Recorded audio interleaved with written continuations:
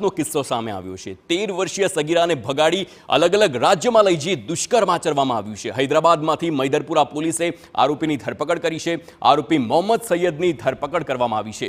તો POCSO act હેઠળ પોલીસે ધરપકડ કરી છે। પોલીસે સગીરાને મુક્ત કરાવી પરિવારને સોંપી છે।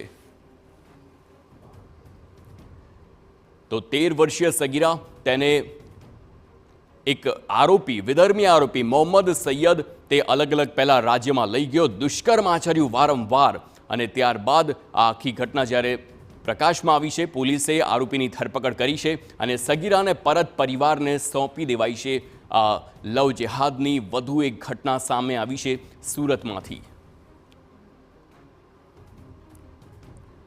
તો 13 વર્ષીય સગીરા જેને પહેલા ભગાડી લેવામાં આવી તેને આ વિધર્મી શખ્સ અલગ અલગ રાજ્યોમાં લઈ ગયો, ત્યાં દુષ્કર્મ આચર્યું।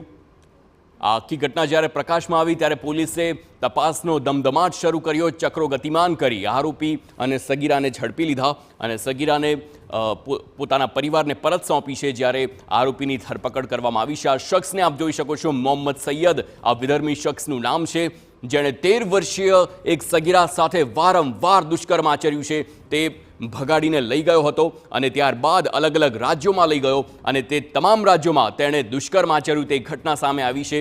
હાલ મૈદરપુરા પોલીસે સુરતમાં મૈદરપુરા પોલીસે આરોપીની ધરપકડ કરી છે। આ શખ્સના ચહેરાને જોઈ શકો છો, આ દુષ્કર્મી શખ્સ છે જેણે 13 વર્ષીય સગીરાને જાણે વારંવાર દુષ્કર્મ આચરી પોતાની હવસની ભૂખ મિટાવી છે, પરંતુ હવે તેના જેલના સળિયા ગળવાનો વારો આવ્યો છે।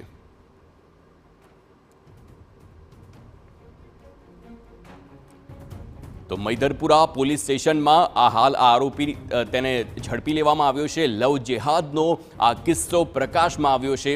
લવ જેહાદના પહેલા પણ અગાઉ અનેક કિસ્સાઓ સામે આવ્યા છે અને ત્યારબાદ કાયદો અમલમાં આવતાની સાથે જ પોલીસની કડક કાર્યવાહી અને લવ જેહાદના કાયદા હેઠળ હવે આ આરોપી સામે કાર્યવાહી થશે।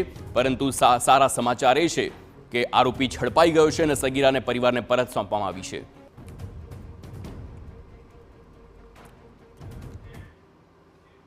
નવસારીમાં લવ જેહાદને